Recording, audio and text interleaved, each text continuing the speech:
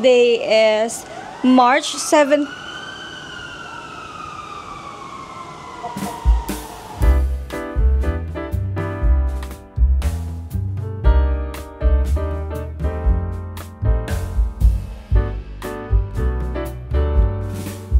Hindi niya ako binigyan ng flowers. Binigyan niya ako ng my first plant here.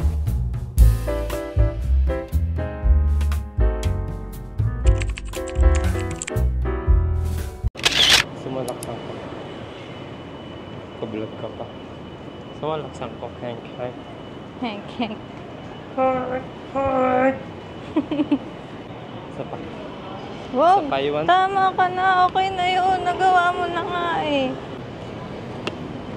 Wow. Let's go. Hello friends! Anniversary date! Dahil wala kaming time mag-travel at super late na ng aming anniversary celebration. It's supposedly March 5 pero ano nang taon? Taon.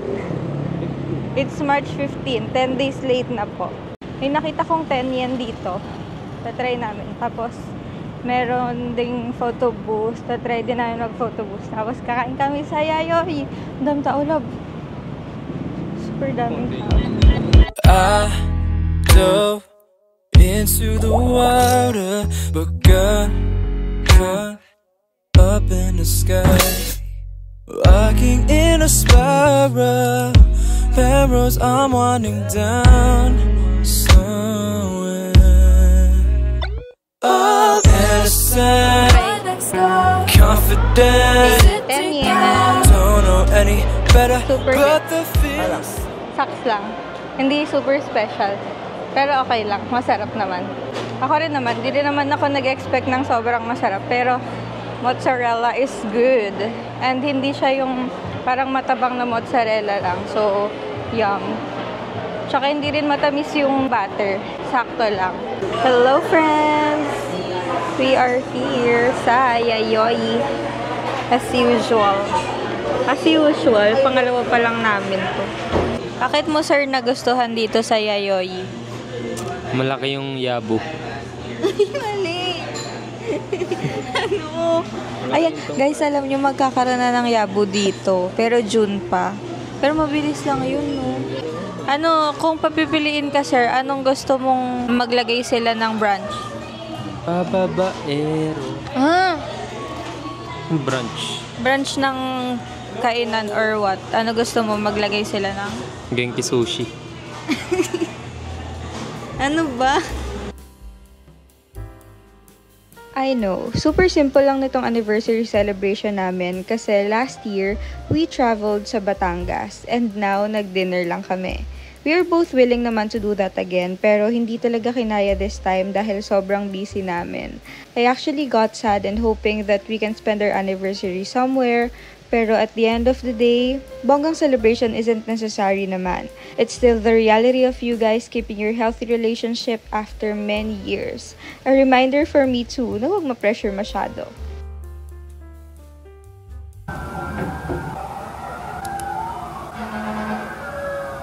Good morning, friends. Today is March 7th.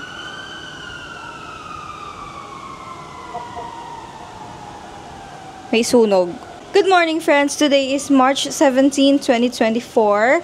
And it's Sunday. Naglaba ko kahapon. And gamit ko yung mic para sana naririnig nyo ko. Ito yung itsura. Actually, nai-ayos ko na yung iba kong mga damit. Tapos, kailangan ko talaga mag-film ngayon. So, binalik ko muna sa dating pwesto yung aking table. Tinatanggal ko kasi to kapag naglalaba ko. Dahil hindi pwedeng wala akong sampayan. Dito ako nagsasampay tsaka dyan sa may hole. Now, it's already 10 a.m. Hindi pa ako nagbe-breakfast kasi I have to film for Tough Mama and what I eat in a day yung i-film ko. So, it's really realistic and I really love cooking.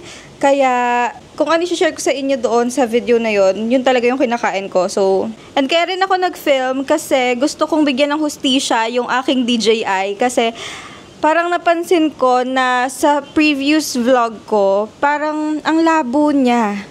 parang kailangan ko ayusin or hanapin yung tamang settings. Kasi hindi talaga siya ganon, yung raw photos, yung raw videos, hindi ganon kalabo. So, papakita ko sa inyo, sana this time maayos ko na to.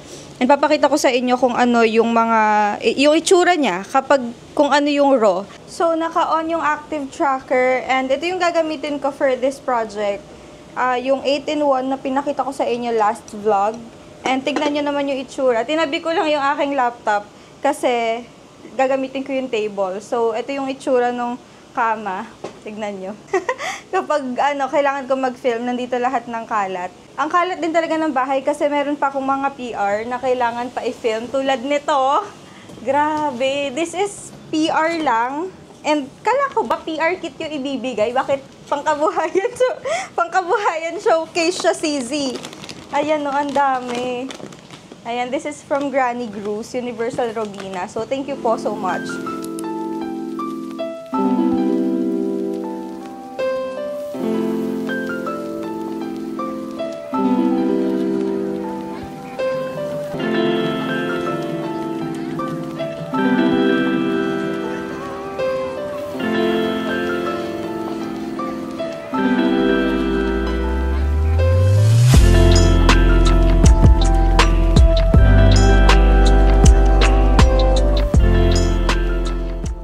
This is my breakfast. Wala kasi akong toast, so nag-pancake na lang ako tapos hindi na ako nag-chocolate kasi morning pa.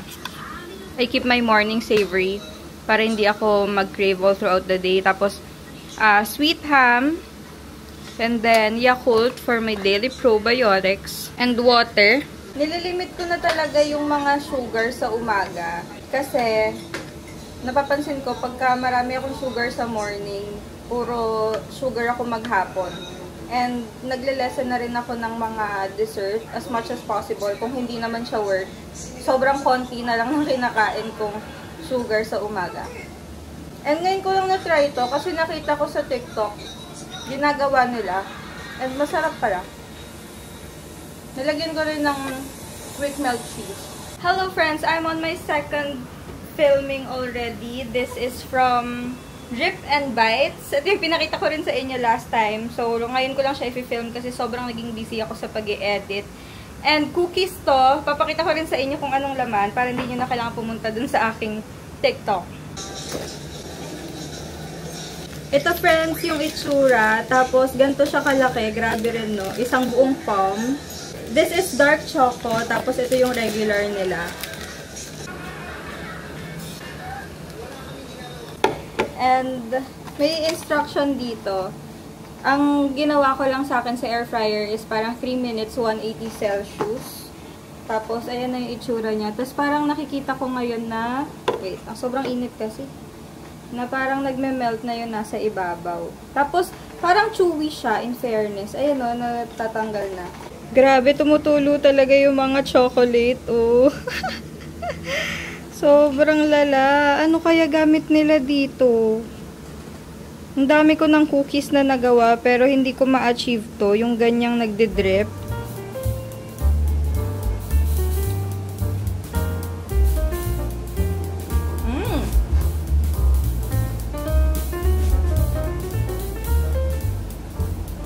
Hello friends! It's already 2:37 and pupunta akong church. So, naglinis lang ako ng katawan kasi nga naligo naman ako kagabi.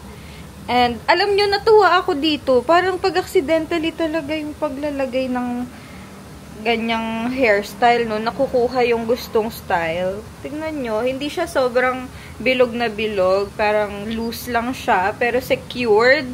So, hindi ko na ba ito tatanggalin? At pasensya na ano na naman yung salamin ko. Kasi nga sobrang lala talaga ng alikabok dito palagi. Anyway, tingnan nyo. Ganyan lang yung itsura niya. Diba? Tapos secured siya. Tapos parang, kailan ko ito mauulit? Parang wala na.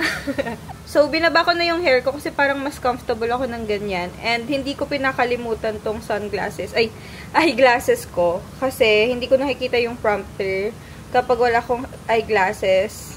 So, ayun. Tapos, this is my bag. Of course, it's from YesStyle as well. Medyo maaga pa naman yata. Okay, may 10 minutes, ay may 5 minutes pa ako para i-finalize lahat ng dadalhin ko. Share ko na rin sa inyo tong aking cactus. Sobrang, sobrang random. Pero bigay sa akin to ni Martin no Valentine's. Hindi niya ako binigyan ng flowers. Binigyan niya ako ng my first plant here and cactus. Bet ko rin to kasi wala nga akong live plant dito and kailangan natin ng live plant sa bahay. Nakaka-relax siya.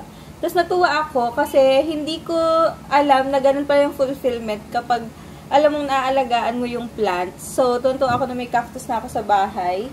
And ang saya kapag naaarawan siya, tapos didiligan. Parang, I'm so, responsible.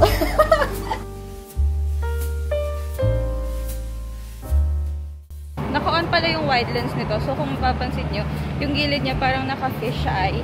Nagiging mukhang ganun lang kapag naka-on yung wide lens or kapag nakalagay yung wide lens. Ito yung itsura pala dito.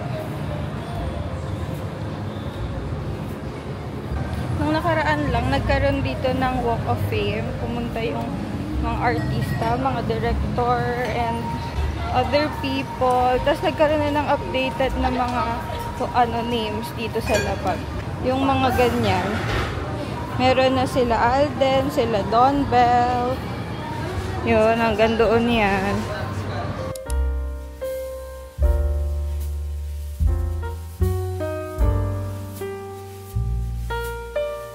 Bus na nagagalak, maingat at may layunin ang aking panliligaw kay Jermaine.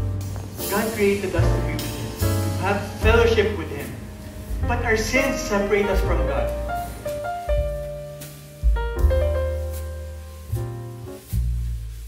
Hi friends! So, uwi na ako.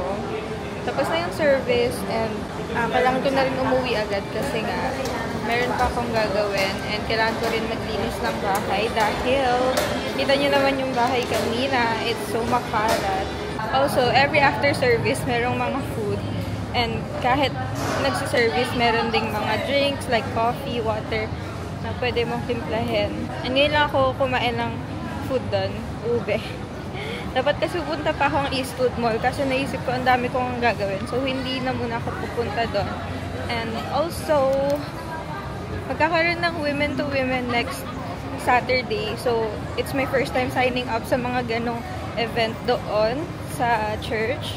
So, hindi ko alam kung ano mangyayari. Pero, parang, ang saya sa feeling kasi first time ko lang din a-attend sa ganon. So, let's see na lang kung ano mangyayari. Siguro, I'll share here kung ano yung mga ma-experience ko.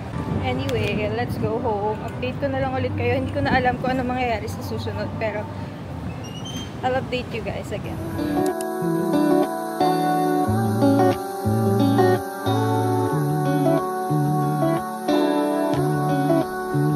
I know what you've been through. I know what you like. I know you about it. When we turn off the light, that's right. I know that you